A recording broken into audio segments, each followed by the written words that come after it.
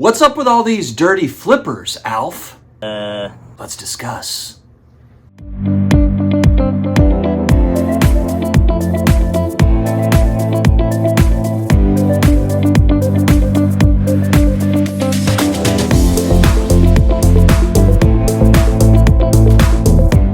What's going on, sports card hobby family? Back again. We are back again for another sports card video. I found my Gem Rate sweatshirt. Ryan would be happy to know. I talked to Ryan at Gem Rate at the Nationals. Like, I've lost the Gem Rate sweatshirt, but it has been found. Moved my daughter out. My oldest daughter went back to college, and through all of that movement, found my hoodies that were missing. So very happy to have this sucker back. It's one of the most comfortable hoodies that I own.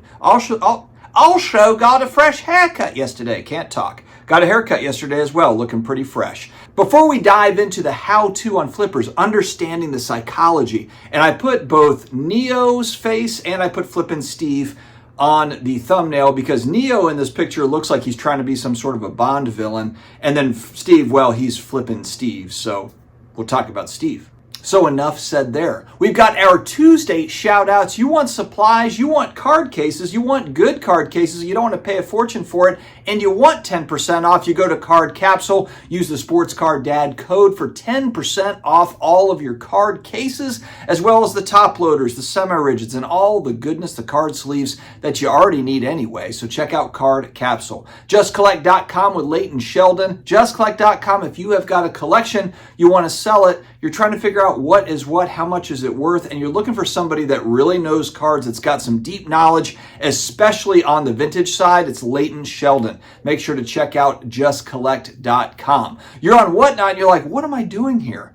Wooten Sports Cards. Wooten Sports Cards on Whatnot. That's where you need to go. The singles champion over there. Always got good stuff. He sells out just about every week. 12,000 followers, 5-star reviews on Whatnot. Definitely check out Wooten Sports Cards today. All right, flipping sports cards. The one thing I think is really interesting about flippers and dirty flippers, and why do people flip cards? And they're ruining our hobby, the flippers, right? So I consider myself a hybrid, or I don't know, like one of these splice creatures. Have you ever seen that movie Splice? It's absolutely horrible.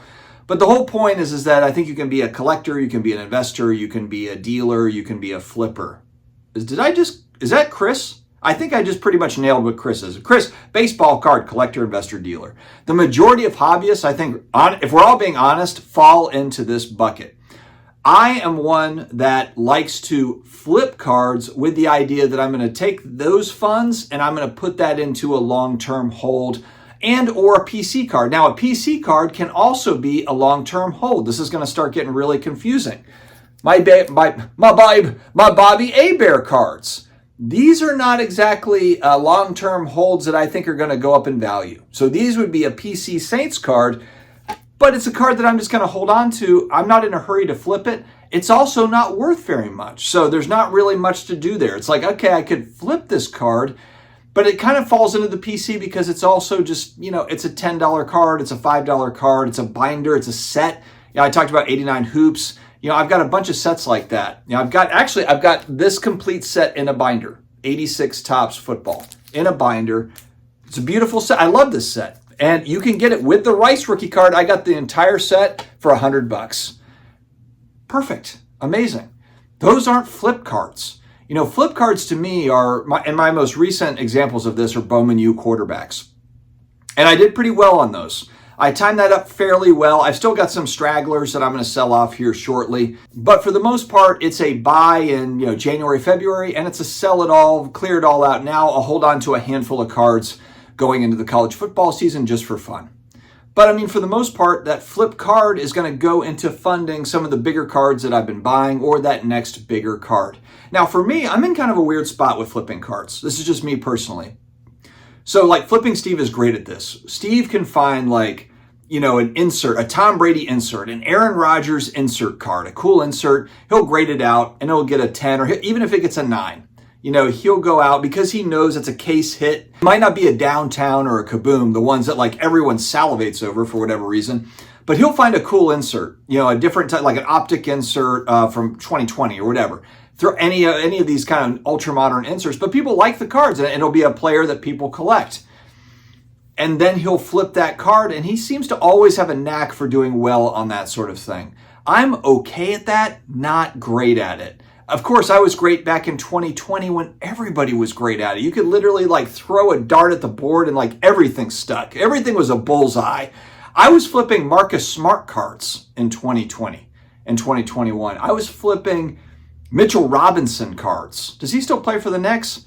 I mean, you could literally flip anything back then. It's much harder now. It still can be done. And like I said, with the Bowman UQBs, I've had some success. But a lot of it I feel like now when I'm doing it, I almost feel like I'm just getting lucky if I get some wins on it. I've got a feeling, I've got a hunch on something, and I end up flipping the card, and maybe I do okay on it. I'll break even on some, I'll lose a few bucks on others. I try to just limit my downside with that stuff. Buy raw, usually pretty inexpensively, grade it out, sell it off. But what I'm finding is just with it getting tougher and tougher to flip, I'm now just looking to kind of save up and buy the bigger card that I want, because there's a lot of time and effort that goes into buying, selling, flipping cards. And again, like I said, I'm not flipping Steve. Flipping Steve has historically been very good at it. He was good at it in 2020, like we all were, but he's been able to kind of carry it through and done well. It's kind of like that. I think there's can you follow like Warren Buffett's portfolio, and you can like buy exactly the same stocks or whatever. There's something like that where you can go and you can just buy like all the experts. Here's my portfolio, and you can kind of match up. You could just have like a fun side portfolio where you just have that, basically like a clone portfolio for one of the experts or whatever, and you can do that. That's kind of what I wish I had done with flipping Steve. I wish I had done that over the last few years. Is just kind of had the clone portfolio for Steve. But anyway, so now I'm kind of shifting gears a little bit to where I'm like, oh man, I don't know if I really enjoy that though. The fun part of flipping is that, if you're right, it feels really good. You're like, you know what? I knew this player was going to pop off, or I knew this backup quarterback was going to end up being the starter, or I knew they were going to be traded to a better team, or whatever the case may be. You have to almost look at flippers, because I'll use Flip and Steve as an example, and I'll use Neo as an example too. Both of those, they're kind of like me. Well, they are like me. They've got PCs. So they will flip cards. They will then buy into PC items. But flippers that don't have any sort of PC at all, you can almost view these as like catch and release fishermen. So they enjoy the catch, but they're not going to eat the fish. They're not going to hold on to it. They're going to release it back into the wild. So I look at flippers as, catch and release. They're not necessarily interested in the actual item, the actual fish. It's more about the catch. It's more about finding that thing. They respect the card, but it's going to move on to another home. It's going to go to another fisherman, and they're going to get eaten up by another fisherman. Does that make sense? Anyway, catch and release. I thought about that today. That's really all that flippers are. It's not that they don't respect the cards. It's just that they're just all about kind of more of the fight, the excitement of getting the fish, but not keeping the fish. I think another thing that happens that's pretty typical too, especially for people that are just getting back into collecting cards within 5 years, because this happened to me too, where I was really into one thing and then it changed over time. And then there was other things I was into. And so the collection is kind of always evolving, but it doesn't necessarily always have to be kind of that end collection for you. It could just be something that always is evolving. But what's great is that you can use existing inventory to move out of that inventory that maybe you don't like, that side PC, and you're like, you know what? Do I need that side PC? I think I'm done with it. Or you had a set that you were going to complete and you're like, you know what? I don't know if I really want to complete this anymore. Or it's like, this is too hard to complete. Or there's just something else you get into. And so that's another thing that's kind of fun is nowadays, hell, in 1990, it was very difficult to do this as a kid. Like moving your collection into other things, it just wasn't as easy to do. You traded with your friends. You could trade to a dealer, and most of the time you get absolutely smoked by the dealer.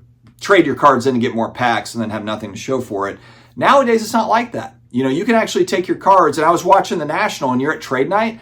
There's, I was watching, I think, the Jeff Wilson doing the trades with the youngsters. And it's like, and I was watching that and like they bring up the cards and there's like, oh, there's this Joe Burrow Zebra Prism, PSA 10.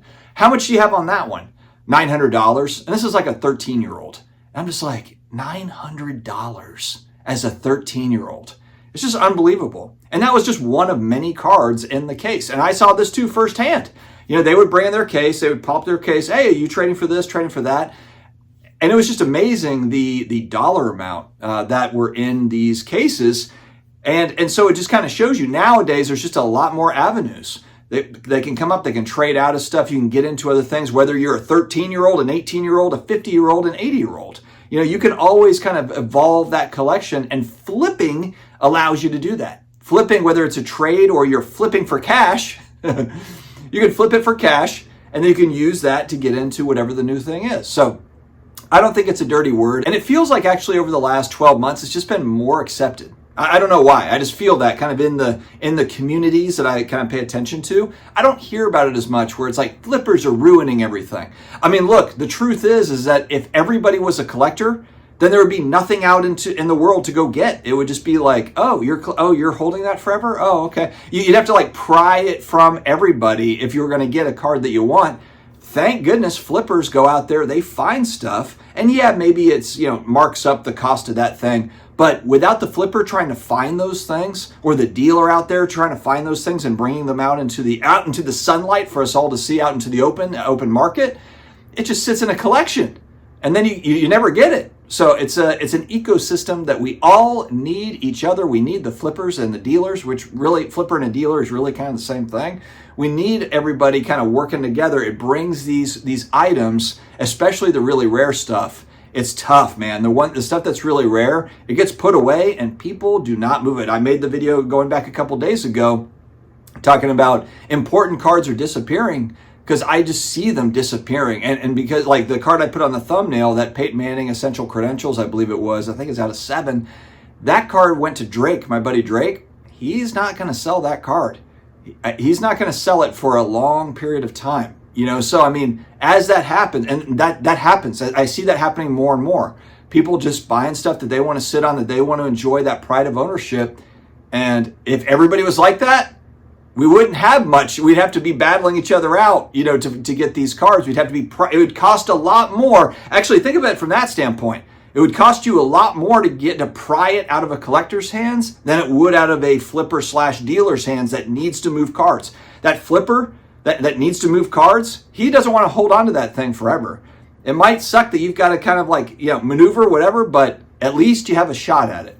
So anyway, that's all I've got, friends. We're talking about the dirty flippers. I guess they're not so dirty after all, and maybe we're all a little flippery anyway. Flippers. We all have some flippers on us. I'm just trying to make jokes and it's not working. Stay healthy, stay awesome, and I will talk to you again later.